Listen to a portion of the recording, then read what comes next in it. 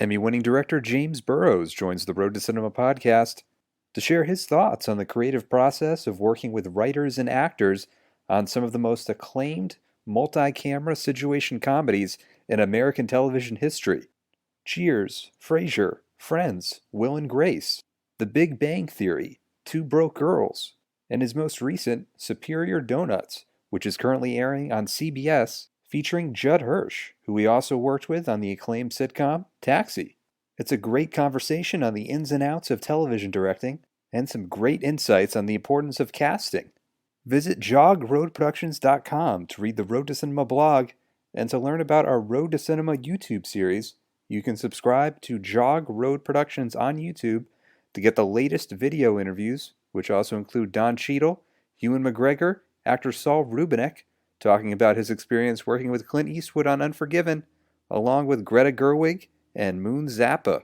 Follow us on Twitter at Jog Road, Instagram, Jog Road Productions, like our Facebook page, Jog Road Productions, and don't forget to hit that subscribe button on iTunes to get the latest episodes every week on your phone or digital device. And you can write us a nice review on the iTunes podcast page under the Road to Cinema podcast.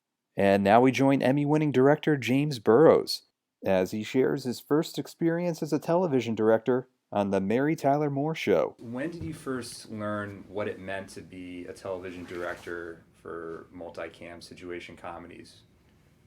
It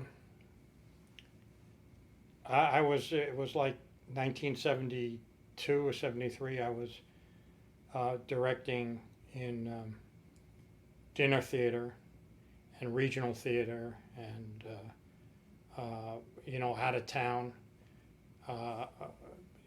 star vehicles like Zsa Zsa Gabor in 40 Carats and Joan Fontaine in 40 Carats, and The Odd Couple with Arnold Stang and Stubby Kaye. I was doing a show in a week, 2-hour show in a week, and I turned on the television and there was the Mary Tyler Moore Show, and they were doing 25 minutes in a week in front of a live audience. So this is theater.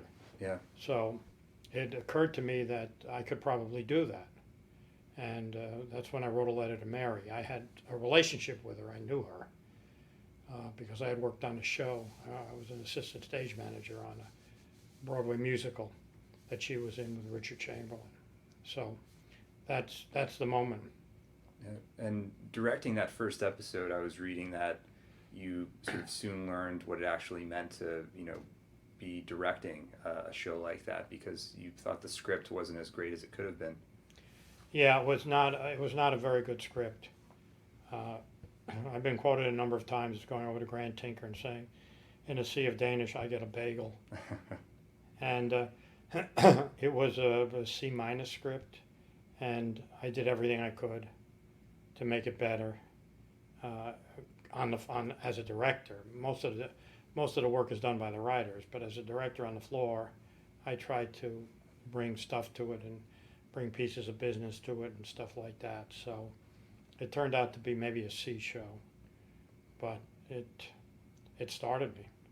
Did that start the realization for you, sort of what a director does day to day on a set like that? Yeah, I had watched they brought me out about 4 months before I ever directed. I knew I was going to get a show to direct. I didn't think it would be a Mary Tyler Moore, but because they had 4 or 5 multi-cameras on the air, but it was a Mary Tyler Moore. So I had watched to see what directors do, and it's a little bit different than theater. You have to learn the technical stuff of moving the cameras, because the cameras have to cover the action of the play. So I spent a lot of time watching and learning and being mentored by Jay Sandridge, and it didn't help me necessarily how to communicate with actors, because that's something you have to be born with, or being funny, you have to be born with that. You can't learn that. But it did help me in learning the technical stuff and a little bit about the protocol of dealing with writers and actors. So the observation really helped. What did you find what that protocol would eventually be in terms of working with writers, for example? Well, it's a writer's medium.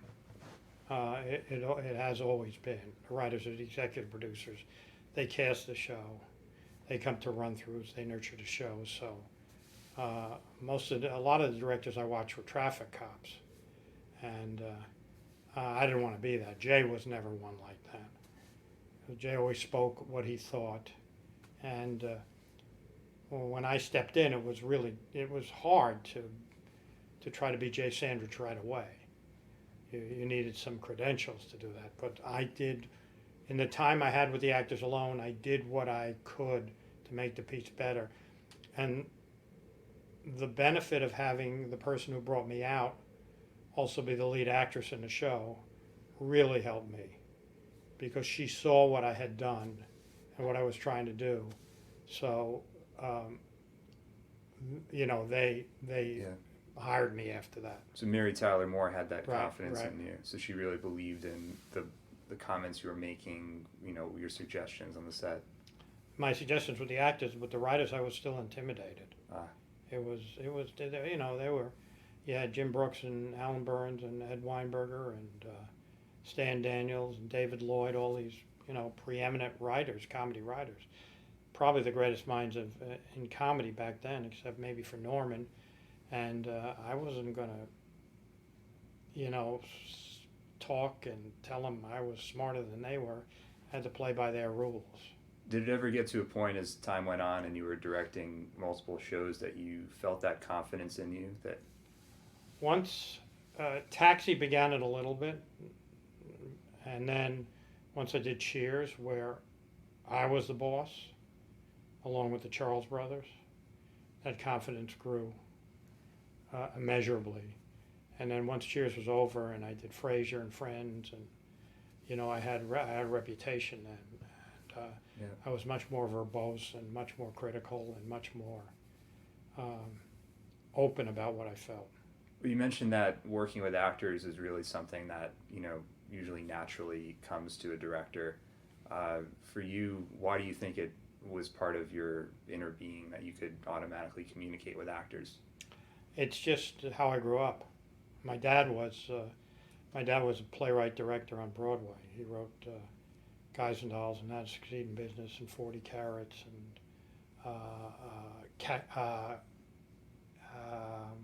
Can and Silk Stockings. So, I was trundled around to rehearsals, and I see how my dad worked. And I also worked for my dad as a stage manager and watched how he worked. So I saw that he was not a martinet. He was very sweet and nice. He had a vision, but he got his way by being sweet and nice. And so I think of myself that way too. I try to be inclusive and listen to what the actors say. But if I have a strong vision, I won't say do it that way right away. I'll let the process go through, the creative process happen, and then eventually I will say what I want. Do you think, especially with the casting process, that an actor is naturally the part, or that you sort of as a director have to build the actor up to be the part? You never want to do that. You want to cast an actor who's 98% there, because you want to take a very good actor and make him great. You don't want to take a good actor and make him very good. So your casting is really important. You try to, in the casting process, get the chemistry happening and see how people relate. And, if sometimes you can't do that, sometimes you can't read them together and you just have to get lucky. But you want to cast an actor who's there or almost there. You don't want to get one that you have to get him to there. So, I remember on Cheers, Teddy really was not an athlete at all. Ted Danson, I think I took him to his first baseball game. So I would work with Teddy just about manifestations, about how to behave, how an athlete would behave. And so, he got that. In fact,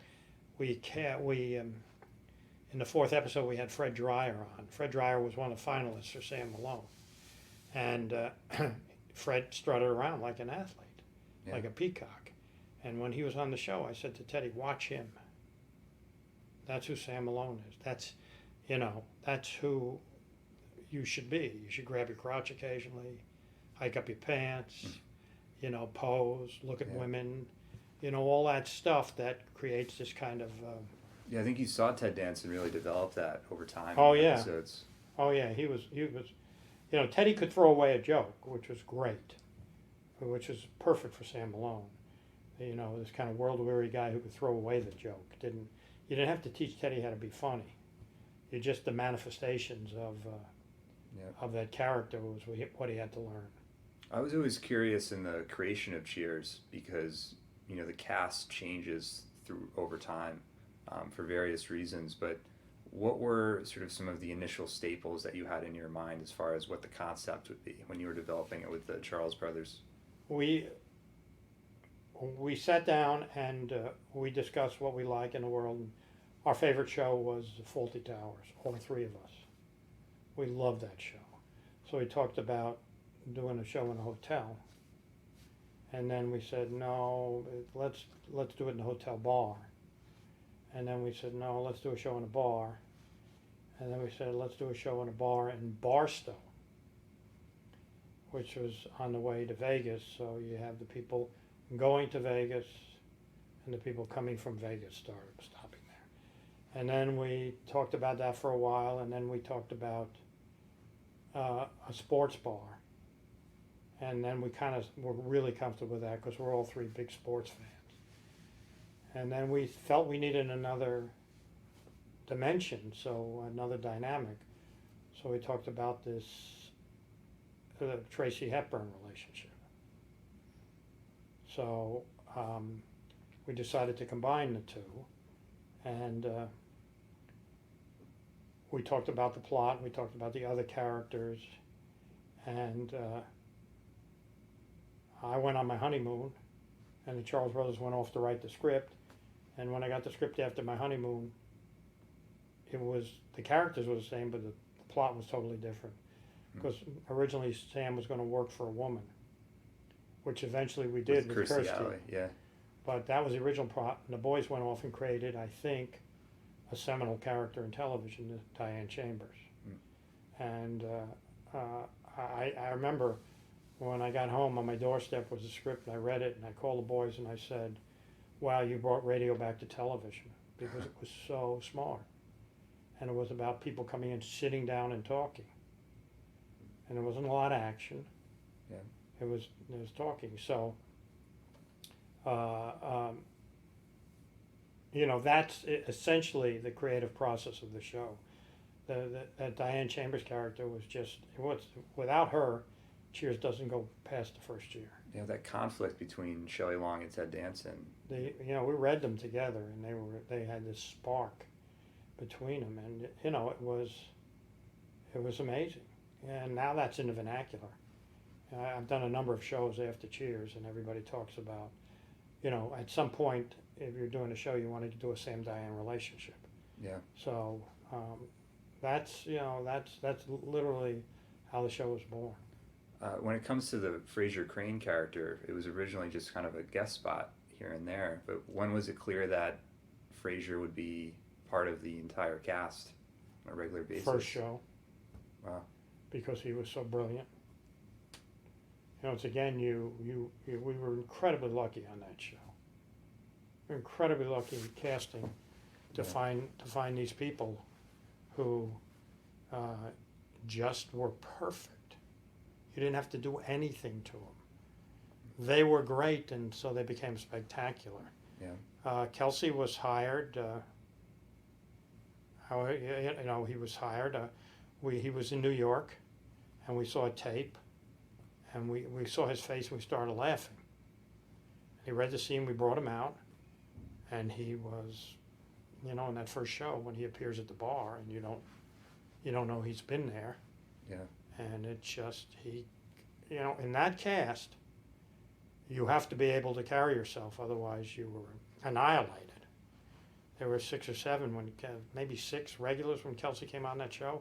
And if you can't hold your own with those 6 people, and there's no reason to have you on the show, he was amazing. So we just kept him on, and eventually when Shelley left, Frasier started doing Diane jokes. He could do the upscale, smart, intellectual joke Yeah. because we didn't have Diane anymore. So, we knew right away because he got these huge laughs, and nobody had ever seen him before. Mm. That was that's what I try to. I try to do shows where you've never seen anybody before on the show, and so you're discovering all these people, all these new Yeah. people. You think about that with Taxi too. with Taxi, So many discoveries Cheers, Friends, Will and Grace. I've done a number of them. News Radio. I can't think of the others, but even this show, Judd a little bit, Yeah. Superior Donuts, but everybody else you've never seen before. Mm. So I like that the audience is discovering these people along with me. When was it clear that you thought Kelsey Grammer and the Frasier character could have his own show? It was not my idea. It was Angel, Casey, and Lee who came to us. So they wanted to spin him off. And they were writers on Cheers, I think. at the They time. were writers on Cheers 4, 5, and 6 years. Then they went off and did Wings. And then they came and they wanted to spin Kelsey off. We thought it was a good idea. There'd been other talk about spinning Rio off or spinning George and John. But Kelsey was the one they wanted to do. And the great thing about that show was that Kelsey was a good enough actor to go from being a buffoon to being a leading man. And so they got David Hyde Pierce to be the buffoon, to really be more like Frasier in Cheers, and Kels to be more of a leading man in the show. Yeah. We talk about great casting again. David Hyde Pierce in that part. I mean, look-wise, behavior-wise, you believe 100% that that's his brother. Right. And everybody, Mahoney. Yeah. Mahoney, who was too young for that part. It was only like a 10-year age difference? Yeah, or probably, less? maybe less. I don't remember. And then Janie, and then Perry. When you think about sort of working with the same actors over and over again, like with Judd Hirsch and with Kelsey Grammer, is there an ease in that relationship where ideas are sort of respected between you and the other actor? There's a shorthand, yes. And there's also the ability that we both have faith in one another. And so they're not, as actors are somewhat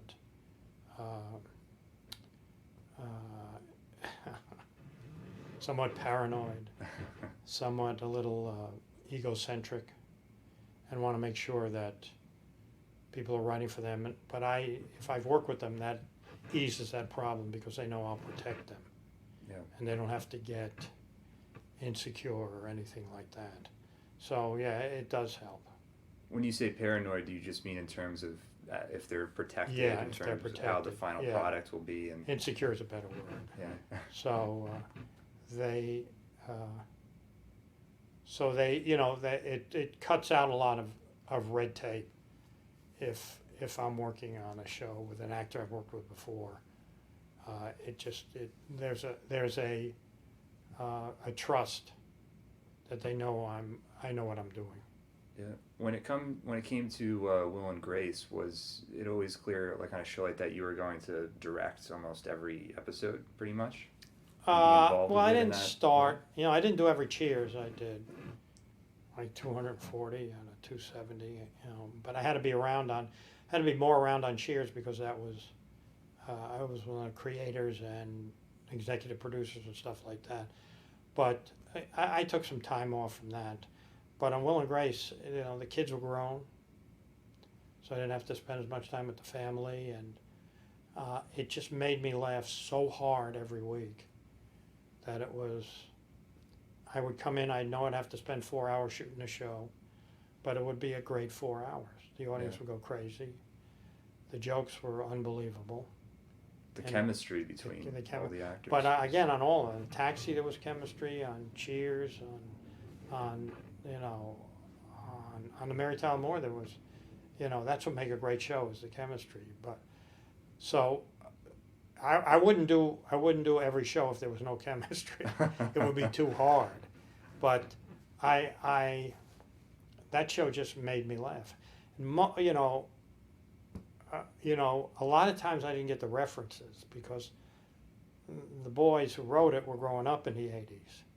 I was working in the 80s, so I didn't. I'll never forget in the pilot.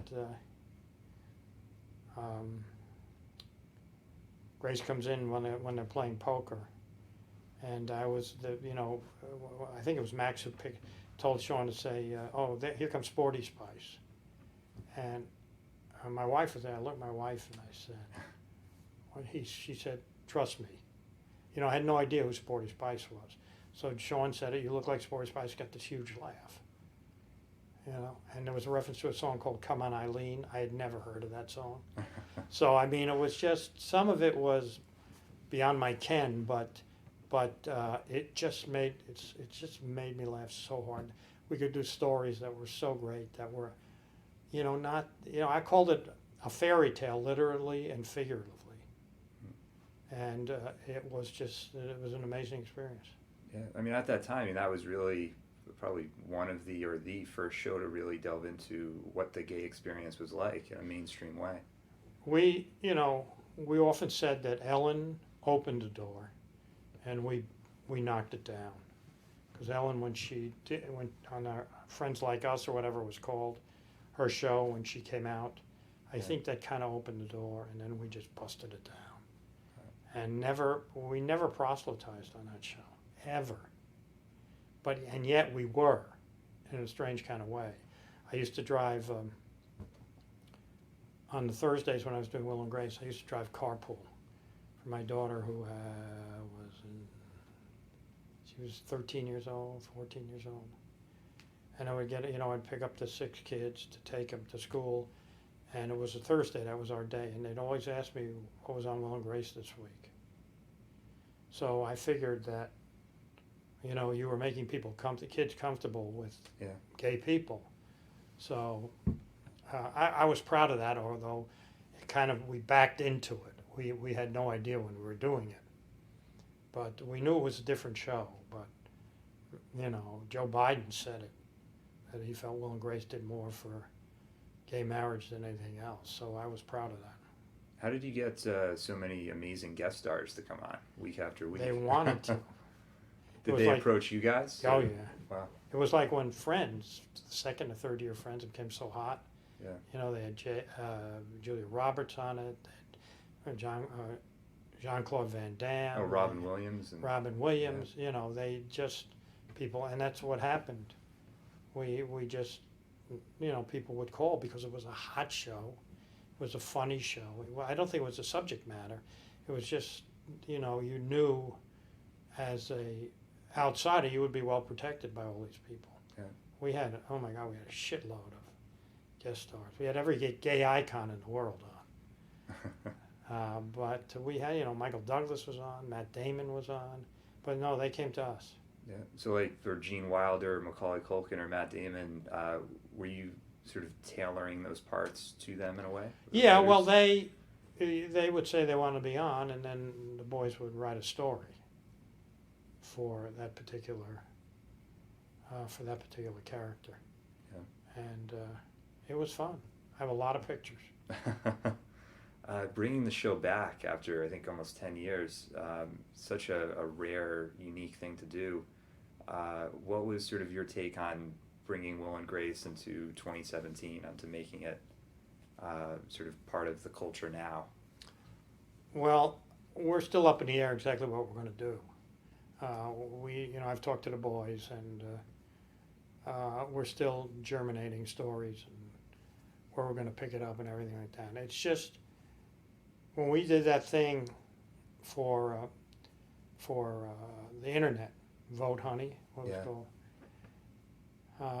When we sat down to read that script, it was like we never left.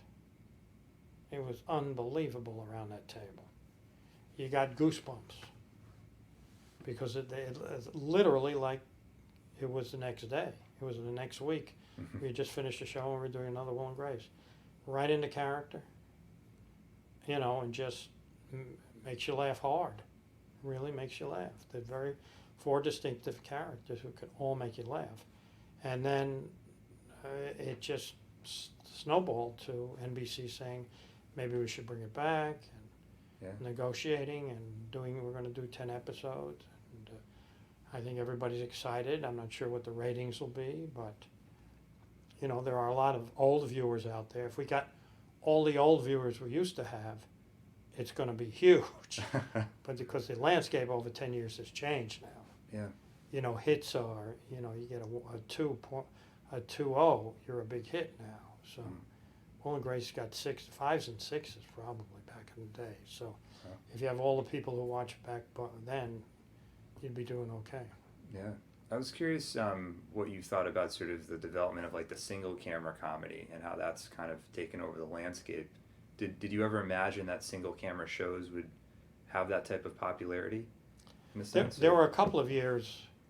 There were a few times when the multi-camera comedy has died.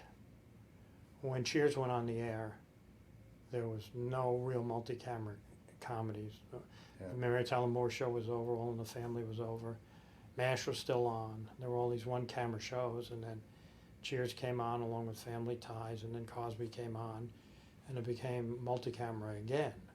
Now, the multi-camera's dying because Big Bang's been on for a while. It's not doing the numbers it used to do, so it's dying. So it may seem like it's going to die, but somebody will come along with a huge multicam and revive it again, and it's just cyclical.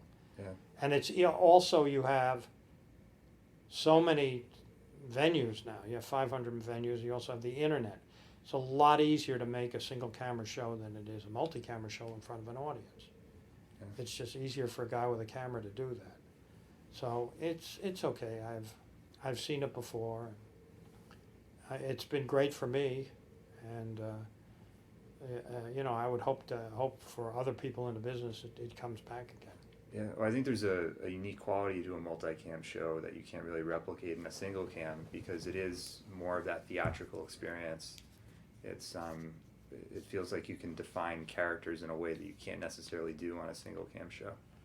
Yeah, you don't have the ability of camera jokes, where the camera moves and creates a joke. That doesn't happen here.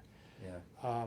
You also have to make the audience laugh. You just can't do a scene and make the writer laugh. And the writer moves on and says, that's really funny. You have to make the audience laugh. If you don't make the audience laugh, you change the joke. So, it's harder that way. Yeah. But, it may be fading a little bit, but it'll be back. In the process of filming a show, how often is it that you're stopping to sort of gauge the audience, and if a joke isn't working, you're automatically replacing it? We do every scene twice now. Back in the old days when it was using actual film, you have 4 film cameras rolling simultaneously. It gets real expensive for the raw stock of the film. Yeah. So we didn't do it as much back in the Cheers days. We would only go back and just get a snippet of the joke that didn't work. But we never went back and shot a scene twice. Now you can do it twice. And you do it, and the jokes that don't work, they change. We change them. And if I miss a shot, I got to go back and get that. But we don't move on until the joke works. Can that be a tough process sometimes when you're constantly trying to? Sometimes, but you get enough funny guys back there. They're gonna say funny things. Well, I was curious about your working relationship with Judd Hirsch because it goes all the way back to Taxi and now with Superior Donuts. What do you think it is about him that makes him such a kind of a unique comic presence? Because he is also such a great dramatic actor as well. He has the ability to throw away a joke, like Teddy. He's a guy who, when he delivers a joke, it's unexpected. He's very smart about what the character is doing. He plays it from the emotion rather than the actual joke. And he's been doing that for years. And he's also one of the great straight men in the world. because to be a straight man on Taxi, you had characters from Mars on that show. And Judd was always the center, always the windows of that show that the audience saw the show through. If he talked to Louis, or if he talked to Chris Lloyd, Reverend Jim, and he believed them, you believed them. Yeah, or to Latka. Or to Latka, or to Andy. So that's real important. You need, Judd is great at that. He's great at as a way that the audience gets into believing characters and understanding characters. He just has that natural ability. Yeah, no, I've seen it watching Superior Donuts recently that, he really is kind of a really grounded element to it. You really, empathize with him as a character, you believe him 100%. Right, he's 82 today. Wow. Today's his Amazing. birthday. Today's his birthday, yeah. And I was just curious sort of what your week is like in terms of your kind of working process, because I know now you're probably doing up to 3 shows simultaneously. No, I can't. I'm doing Superior Donuts this week, and then I'll do a pilot the next week, and then another Superior Donuts, and then a pilot. So it bounces back week to week. So my week is, we read today. You read it around the table, and the network is there. And you get notes, and then the writers go up and rewrite. Tomorrow morning I'll come in at 10 and block on the set, and the writers come down at 1, and I show them. Then I'll go back and rewrite. And then Friday I'll come in at 10, do the same process, show it, and then they'll rewrite. And then Monday the cameras come in.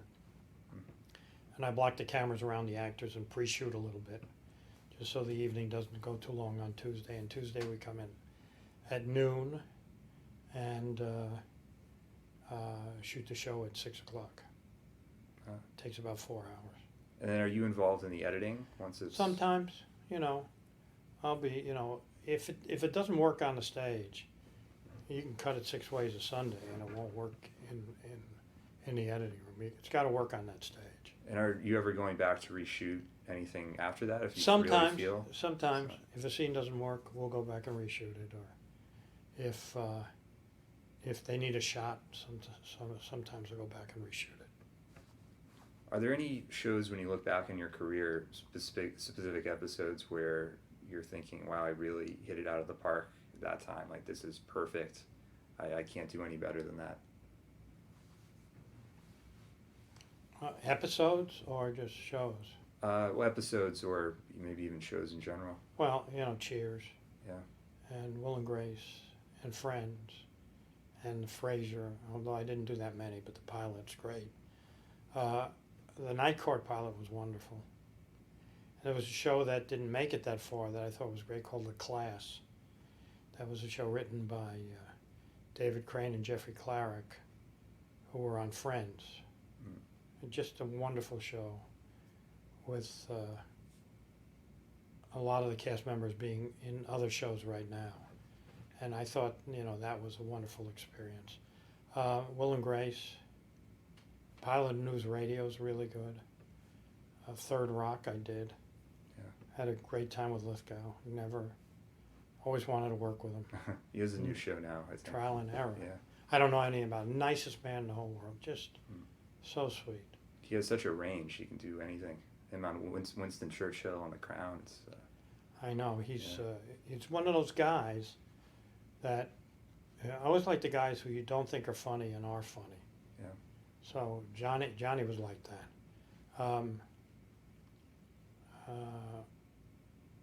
There's a couple of great episodes of the end of the first year of Cheers, which has a 20-minute scene in it where Sam's in the bar and everybody's back in the pool room talking to Sam's brother. You never see him in the show. Yeah. He's just always surrounded by a crowd. He's so popular. And it's all of our regulars coming out to talk to Sam about, in essence, why he won't go back in the back room. And it's amazing. It went on for 15 minutes. Just crazy good. So I have fond memories of that. Yeah. When you look back at Friends, I mean, did you ever think at that point that would be such like a cultural?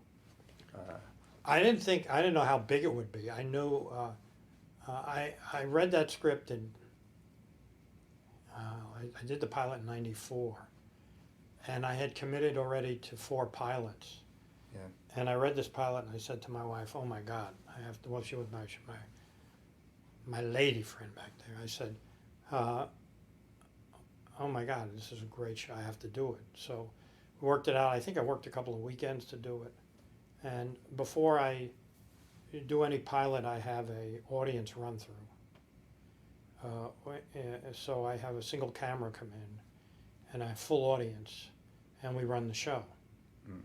And the camera is just so people, if there's some sets around on the side, I can hold the camera, and the audience can see all the sets. And the reaction was just extraordinary. So I knew then and there. And that was when the show was cast and all those people were set in there. Yeah, all 6 of those people. The last pilot I did in '94, and those 6 people were available. So people always ask me, about casting. I say it's just pure luck. It is. Yeah. Those 6 people all available, and now none of them are available. Yeah, they had never done really anything before that. Schwimmer I had worked with on a show called Monty, so I knew Schwimmer.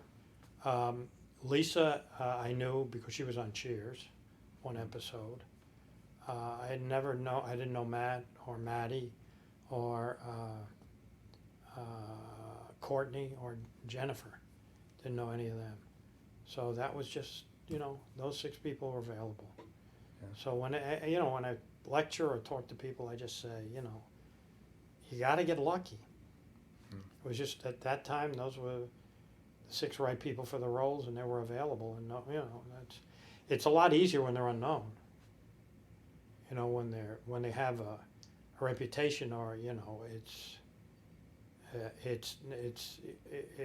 they don't change their spots. But with the kids, they were just available. It's amazing. Yeah, and they grew into those parts over the years. Mm-hmm. Really established who they were. And the writing on that show was genius.